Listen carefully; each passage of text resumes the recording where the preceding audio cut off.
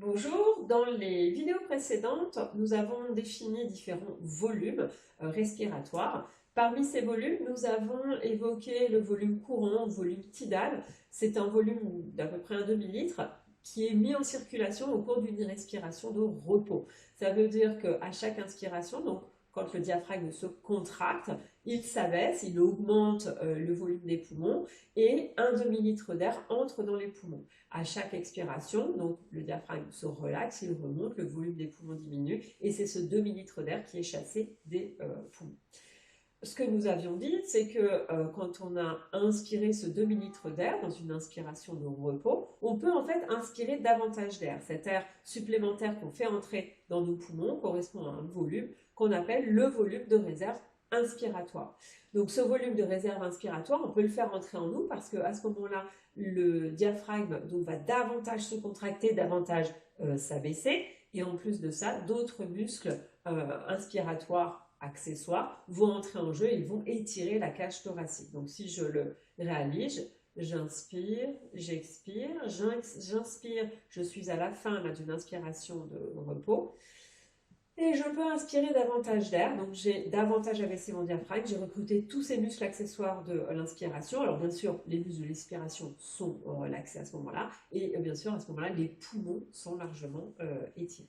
Alors, ce qui est intéressant, c'est de dire un mot sur l'apnée qu'on peut réaliser après avoir fait entrer ce volume de réserve inspiratoire dans nos poumons. L'apnée, c'est une situation où on arrête la respiration. Donc, effectivement, je fais entrer ce volume de réserve inspiratoire dans mes poumons et je maintiens cette apnée. Alors, lorsque je maintiens cette apnée, en fait, pour la maintenir, il faut que les muscles de l'inspiration soient contractés. Autrement dit, c'est le moyen de travailler justement ces muscles de l'inspiration. Alors, à une condition toutefois, à condition que la tuyauterie respiratoire reste ouverte sur l'extérieur. Ça veut dire qu'il ne faut pas que bouche et nez soient fermés en même temps, ce qui en général n'est pas le cas, mais surtout, il ne faut pas qu'un autre robinet qui se trouve au niveau du cou soit fermé. Cet autre robinet, c'est en fait la glotte, l'espace situé entre les cordes vocales, qui peut être soit ouvert, soit fermé. Ces cordes vocales étant situées donc, dans une structure qu'on appelle le larynx, qui est située au-dessus de la trachée.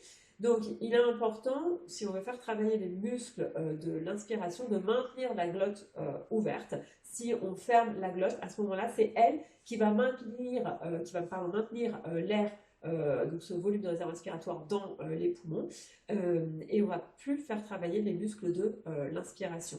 Et c'est pas forcément une bonne chose parce qu'à ce moment-là, c'est toute cette pression donc qui va s'exercer sur les cordes vocales, ce qui ne va pas forcément les arranger.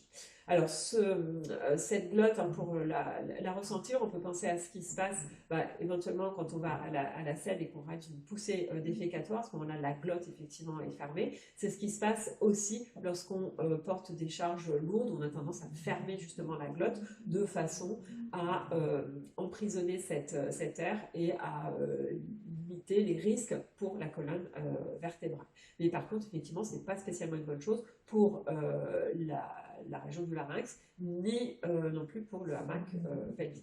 Donc si je reviens à cette situation, donc quand on réalise une apnée après avoir fait entrer le volume de réserve inspiratoire et qu'on veille à ce que la glotte soit ouverte, et bien à ce moment-là, on fait travailler les muscles de l'inspiration.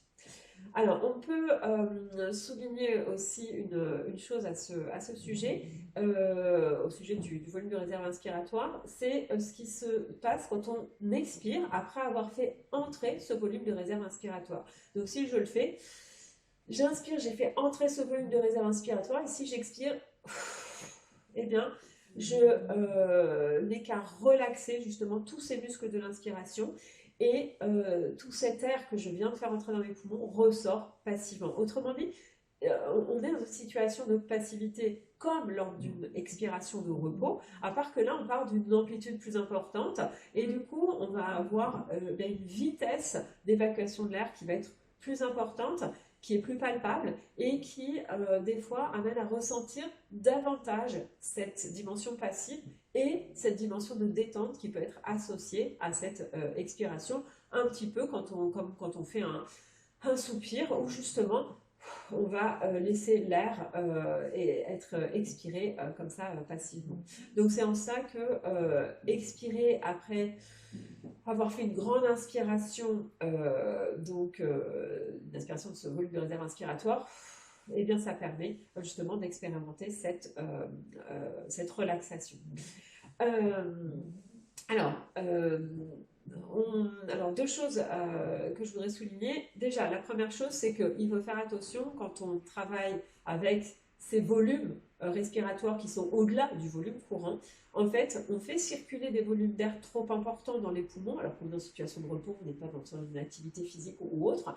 Et le problème, c'est que ça peut perturber les proportions des gaz qui existent dans le sang, le dioxygène, le dioxyde de carbone, et en particulier ce qui se produit quand on fait trop de travail, par exemple, là, ce que je viens d'évoquer avec le volume de réserve inspiratoire, eh bien, c'est qu'on a le risque de faire diminuer la quantité de CO2 qui va être présente dans le sang. Et quand ça se produit, donc on est dans une situation qu'on qualifie d'hypocapnie, et ça va engendrer ce qu'on appelle une alcalose respiratoire, c'est-à-dire une augmentation en fait du pH du sang, qui peut avoir différents effets, comme par exemple celui de provoquer des vertiges. Alors, je reviendrai dans une autre vidéo sur ces effets, mais en tout cas, voilà, il est important d'avoir ces éléments en tête et de ne pas faire trop de travail autour du volume de réserve inspiratoire. On peut faire une ou deux inspirations de volume de réserve inspiratoire d'affilée, mais pas davantage, sous peine d'éprouver ces sensations qui sont pas toujours très agréables. Donc un moyen dans ce cas-là de travailler aussi dans le VRI, c'est de faire des inspirations progressives, c'est-à-dire que je suis dans l'idée de faire entrer le volume de réserve inspiratoire dans mes poumons. Eh bien je vais faire progressivement, je vais inspirer, je vais maintenir une petite apnée, je continue à inspirer, je maintiens une apnée, j'inspire, je continue à maintenir une apnée, et j'inspire jusqu'au maximum. Comme ça, je me laisse des temps pour éviter de perturber justement ces proportions des gaz du sang. Et à chaque fois, je fais justement travailler ces muscles de l'inspiration.